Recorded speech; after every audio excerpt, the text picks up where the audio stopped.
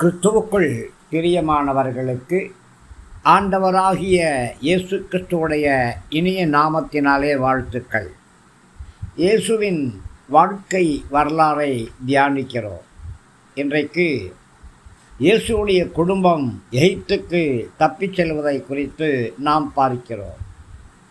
ஞானிகள் சென்ற பிற்பாடு யோசேப்பின் கனவிலே ஒரு தேவ தூதன் தோன்றி, எழுந்திரு, குழந்தையும் அதன் தாயும் கூட்டிக் கொண்டு எகிப்துக்கு தப்பிச்சல். ஏரோது குழந்தையை தேடத் தொடங்குவான். ஏரோது குழந்தையை கொல்ல விரும்புகிறான். எனவே நாம் சொல்லுகிற வரைக்கும் எகிப்திலே தங்கியிரு என்று சொன்னார்.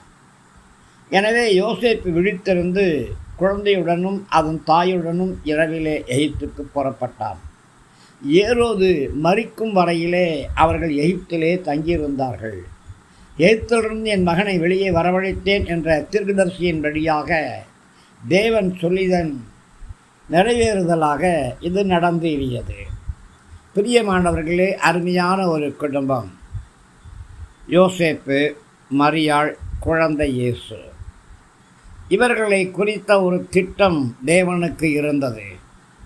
பிரியமானவர்களே, உங்களை குறித்தும், உங்களுடைய குடும்பத்தை குறித்தும், உங்களுடைய கணவனை குறித்தும், உங்களுடைய மனைவியை குறித்தும், உங்களுடைய குழந்தைகளை குறித்தும் தேவனுக்கு ஒரு திட்டம் உண்டு.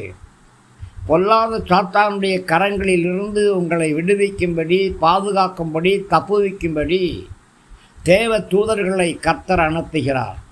தேவ தூதர்களின் மூலியமாக கர்த்தர் உங்களோடு பேசுகிறார். ஊழியர்கள் மூலியமாக கர்த்தர் உங்களோடு பேசுகிறார். காதுள்ளவன் கேட்க கடவன் என்ற வசனத்தின்படியாக இந்த வார்த்தைகளுக்கு கவனமாய் செவிகொடுங்கள். தேவன் பேசுவதை கேளுங்கள். தேவனுடைய வார்த்தைகளுக்கு கீழ்ப்படியுங்கள். அப்படியே நடவுங்கள். ஒரு தேவ தூதன் யோசேப்பின் கனவிலே தோன்றி, எழுந்திரு என்று சொன்னவுடன் யோசேப்பும் அவனுடைய மனைவியும் குழந்தையை எடுத்து கொண்டு புறப்படுகிறார்கள். ஒருவேளை மரியாள், உன்னோடு பேசின தூதன் என்னோடு பேசட்டும், என்னோடு பேச மாட்டானா என்று சொல்லி எதிர்த்து நின்றால் அங்கே சரித்திரமே தலைகீழாக மாறிப்போயிருக்கும்.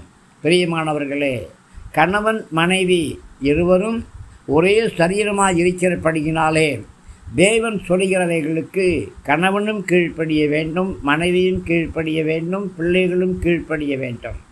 இதுதான் ஒரு உன்னதமான உத்தமமான ஒரு குடும்பமாக இருக்கிறது.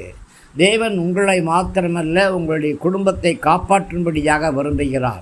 தேவனுடைய சத்தத்துக்கு செவி கொடுப்பீர்களா? கிருபை